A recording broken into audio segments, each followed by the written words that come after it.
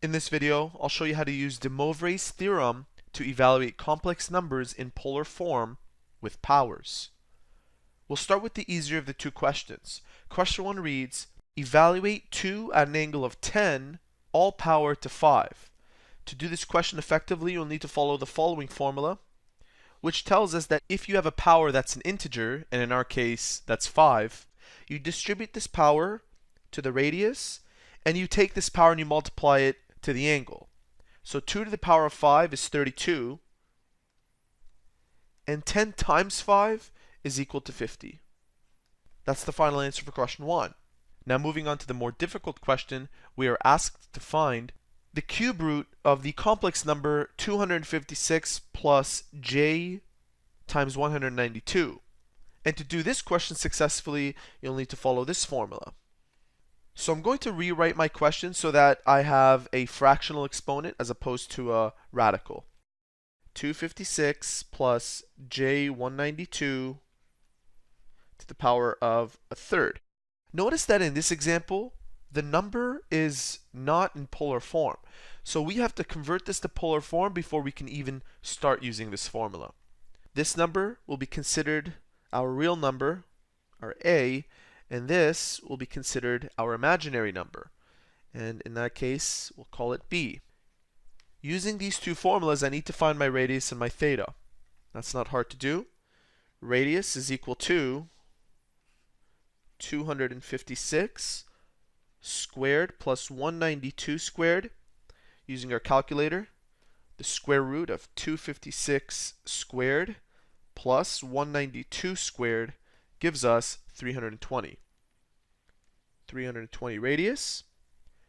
And the angle is the inverse tangent of b over a. Our b value is 192. And our a value is 256. Once again, using our calculator to evaluate this, tan inverse of 192 divided by 256 gives us 36.9. 36.9 degrees. So now we finally have it in polar form, and it looks like this. 320 at an angle of 36.9. I'm going to highlight that. And now I can use this formula. The formula tells me that, well, in my case, my p value is 3. And my k value are all values that are less than 3. Notice how it says here p minus 1 are all your k values. So my k values will be 0, 1, and 2. Just keep that in mind. I'm going to take this 3, and my radius is 320, and I'll make this radius the base of power of a third at an angle of theta, which in my case is equal to 36.9, plus 360 times k all over 3.